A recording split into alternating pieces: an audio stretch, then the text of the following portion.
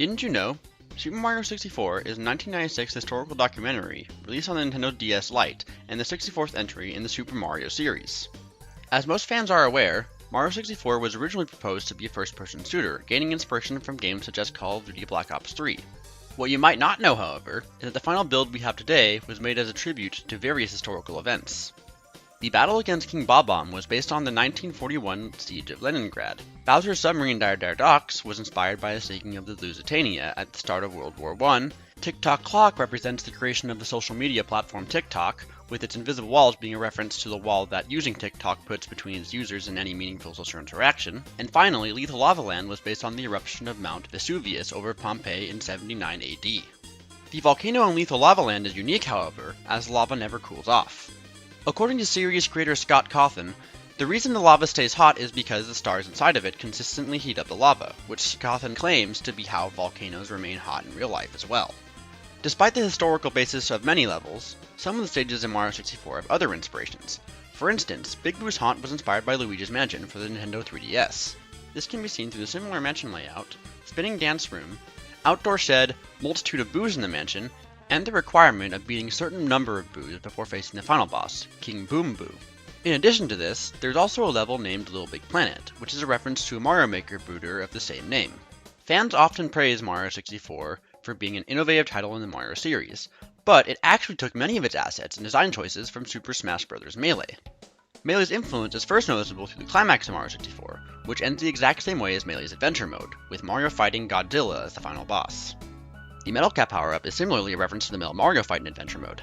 This isn't the only power-up taken from Melee, however. The Invisibility Cap is a reference to Melee's cloaking device. Most recognizable, however, is the Wing Cap power-up, which is added to Mario 64's reference to one of competitive Melee's biggest sponsors, Red Bull Gaming. A large portion of Mario 64 is actually directly ripped from Super Smash Bros. Melee. This includes Mario's ability to punch and wall jump, as well as all of his sound effects. One level in particular that was ripped directly from Melee is Rainbow Cruise. Fans have noticed the level mainly consists of floating platforms in the sky, without any rhyme or reason. When asked in a 1996 chiropractor appointment about the thematic significance of Rainbow Ride, Cawthon explained that he had many unused assets that he didn't want to go to waste. We just kinda had a lot of unused elements that didn't fit in any other level, so I just kinda decided, whatever, just throw them in the sky or something. I thought about using them to make Rainbow Ride have some Disney references, specifically the Magic Carpet Ride being perfect for an Aladdin theme. However, I couldn't get the rights to monkeys, so I couldn't add a Boo to the level, and without him, it just didn't feel worth it. Coincidentally, this is also the reason Cawthon has been unable to port the most critically acclaimed game over to the Nintendo Switch, Ape Escape 4. Super Mario 64 reveals that Mario may not be the pudgy Italian plumber we think he is. In fact, if the player looks deep enough, they'll be able to see Mario is actually incredibly overpowered. He is not only capable of breaking Bongo Bongo's stone form, but can also throw Godzilla, who weighs 164,000 tons, withstand direct contact from 100 degrees Celsius lava with minimal damage, and grasp active stars with temperatures as high as 40,000 degrees Celsius, which itself implies that he has some sort of metaphysical reality-breaking ability. He could even breakdance. Many people were disappointed by the reality that Luigi was not playable in Mario 64. However, he wasn't the only scrapped character. Princess Peach was initially going to be playable in multiplayer mode, but because her moveset was ripped directly from Smash Bros. Ultimate, it was directly made apparent that she was too overpowered, and balancing was deemed impossible by Cawthon. A remnant of this stage of development can be seen through the addition of Peach as a romantic interest shoehorned in at the end of the game's story mode. Fans of Mario 64 are likely aware of a famous video entitled Watch for Rolling Rocks and Half an A-Press by Pancoic 2012. Nintendo in a recent patch added an input viewer accessible through arbitrary code execution in response to this video. Once opened up, it reveals that button presses can only be positive integers, and thus half an A-press isn't actually possible. However, an Easter egg is present in real life. If the player performs a repeated backwards long jump in real life for 12 hours, they can build up enough speed and enter a parallel universe, where Nintendo 64 controllers were created with pressure-sensitive analog buttons, allowing for half an A-press to actually occur.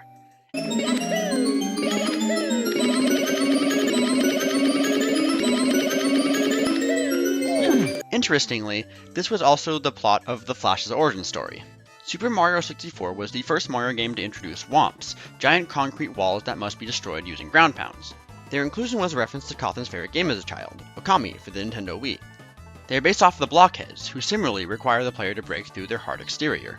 Fans have also expressed confusion due to Mario 64 featuring so many slide levels. With a total of 5 stars hidden behind slides, This wasn't some lazy design choice, however it was in fact a result of Cawthon's elementary school days.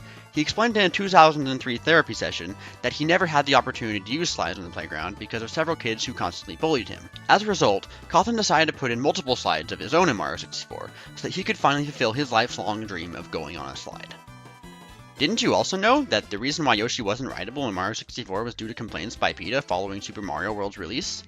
If you would like to know more trivia on Mario and other obscure video games, look out for the first Didn't You Know video games on Super Mario 64. And don't forget to look out every Friday for new episodes of Didn't You Know video games. I have been TJ Henry Yoshi, and I can be found at twitter.com/TJ99er, as well as YouTube comment sections all over the platform. Just don't make the mistake of looking at the replies to my comments. You'd think 4 whole years would be enough to run a joke into the ground, but nope, it's still something I put up with on a nearly daily basis. I also supposedly have my own YouTube channel, where I eventually plan to upload deep dives into various video game related topics and YTPMVs, in addition to the occasional highlight, but for the most part, I'm too occupied with college and other responsibilities. Thank you for watching, and have yourself a great day.